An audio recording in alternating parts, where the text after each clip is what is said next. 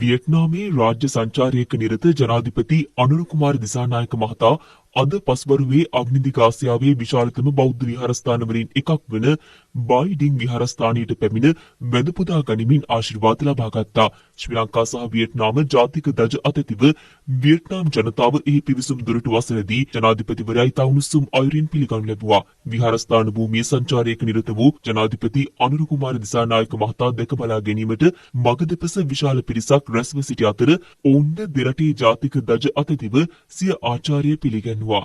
ජනාධිපතිවරයා විහාරස්ථානයේ ප්‍රධාන බුද්ධ මන්දිරය වෙත පැමිණ වැඳ පුදා ගැනීමෙන් අනතුරුව භික්ෂූන් වහන්සේලා විසින් සෙත් පිරිත් සජ්ජායනා කර ආශිර්වාද කරනු ලැබුවා. අනතුරුව ජනාධිපතිවරයා විහාරස්ථාන භූමියේ පිහිටි ශ්‍රී මහ බෝධිය වැඳ පුදාගත් අතර මෙම බෝධීන් වහන්සේ 2023 වසරේදී බායිඩින් විහාරස්ථාන භූමියේ රෝපණය පිණිස ශ්‍රී ලංකාවෙන් පූජා කරන ලද අනුරාධපුර ශ්‍රී මහ බෝධි ශාඛාවක්. ශ්‍රී ලංකාවේ මධ්‍යම සංස්කෘතික අරමුදලේ තාක්ෂණික මඟ පෙන්වීම යටතේ බෝධීන් වහන්සේ වටා ඉදිකරන ලද ප්‍රාකාරයේද ජනාධිපති අනුර කුමාර දිසානායක මහතා විසින් මෙහිදී විවෘත කළා.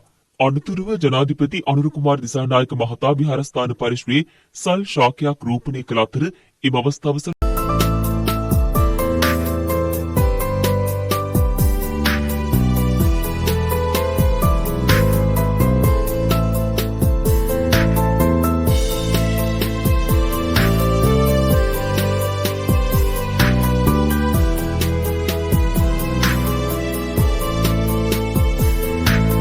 මනමාල සිත බැඳුනි මාගේ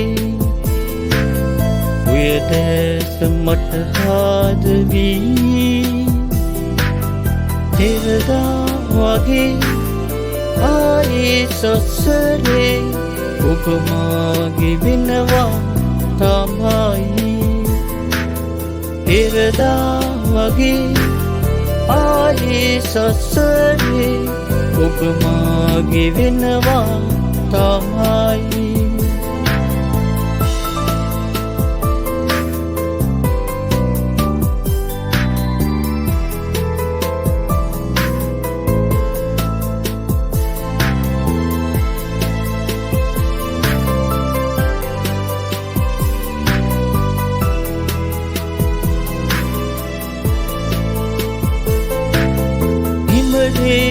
සිහිලෙන් මෙදින්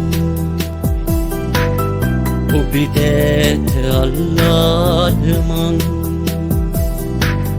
අසරේ පුරා ඔබ හා නිසා හැතුවේ ඔබේ දැත මං